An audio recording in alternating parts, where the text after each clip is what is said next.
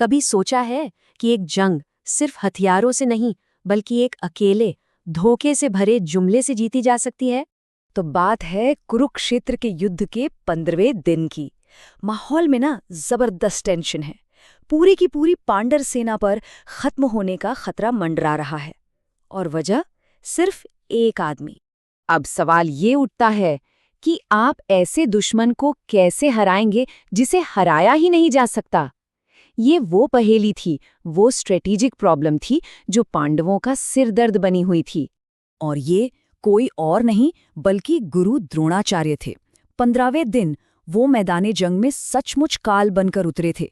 पांडव सेना के लिए वो एक ऐसी तबाही थे जिसे कोई रोक नहीं पा रहा था।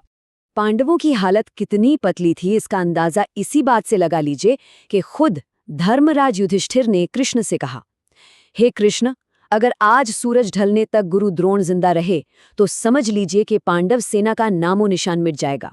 पर वो इतने अनस्टॉपेबल थे क्यों? राज ये था कि जब तक द्रोणाचार्य के हाथ में हथियार हैं उन्हें देवता भी नहीं हरा सकते। तो जाहिर है उन्हें हराने के लिए कोई सीधी सादी तरकीब काम नहीं आने वाली थी। कुछ अलग, कुछ हटकर सोचना था। और यहीं से कहानी लेती है एक बहुत ही दिलचस्प मोड़।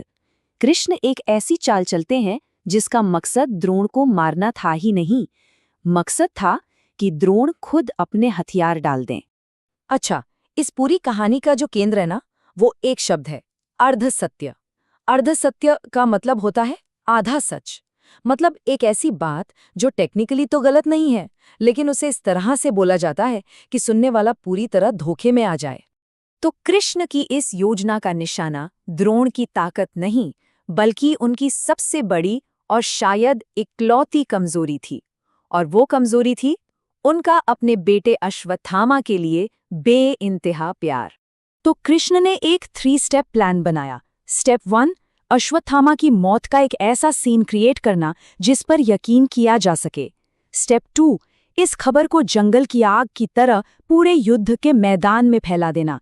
और स्टेप 3, जो सबसे मुश्किल और सबसे जरूरी था, इस झूठ पर सच्चाई की मोहर लगवाना, और वो भी उस इंसान से जो कभी झूठ नहीं बोलता, यानी युधिष्ठिर। और बस प्लान को एक्शन में लाया जाता है। एक ऐसा झूठ जिसमें पूरी लड़ाई का रुख ही बदल दिया। पूरी की पूरी स्ट्रैटेजी अब सिर्फ बस एक जुमले पर टिकी थी। तो प्लान का पहला हिस्सा पूरा किया भीम ने।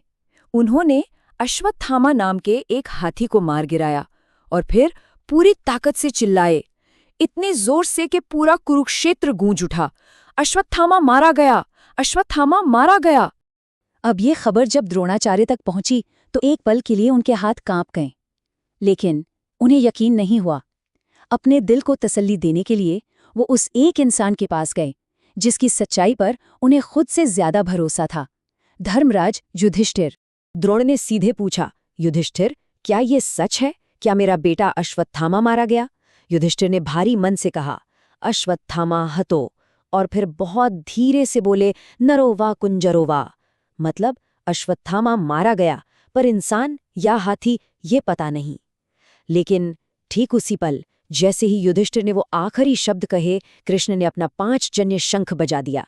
और शंख का शोर इतना ज्यादा था कि द्रोणाचार्य के कानों तक सिर्फ पहली बात पहुंची, अश्वत्थामा मारा गया।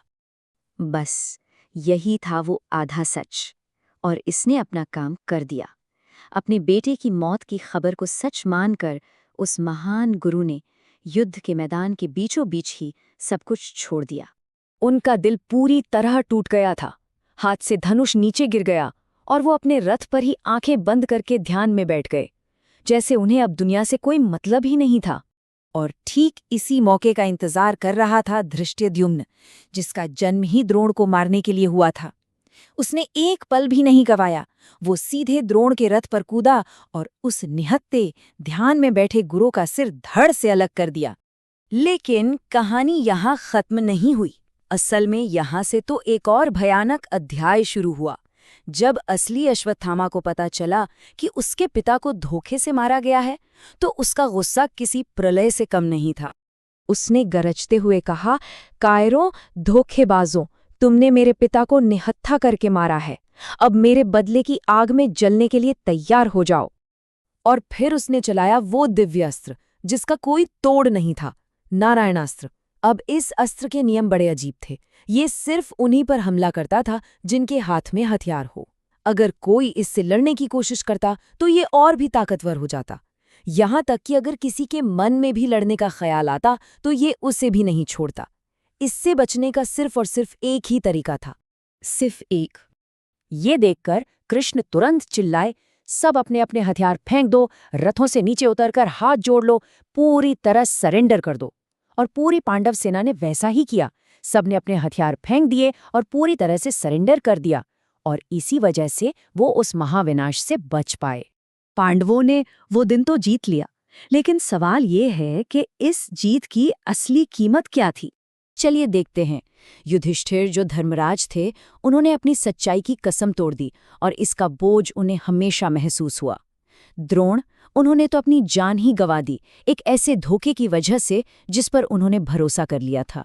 और पांडवों ने, उन्होंने नैतिक तौर पर अपनी बढ़त खो दी। उन्हें जीत तो मिली, पर वो जीत हमेशा के लिए दागदार हो गई। तो आखिर में सवाल वही है, क्या एक आधे सच के सहारे जीती गई जीत वाकई में जीत कहलाने के लायक थी? क्या ये कीमत चुकाना सही था? इसके बारे में सोचना जरूरी है।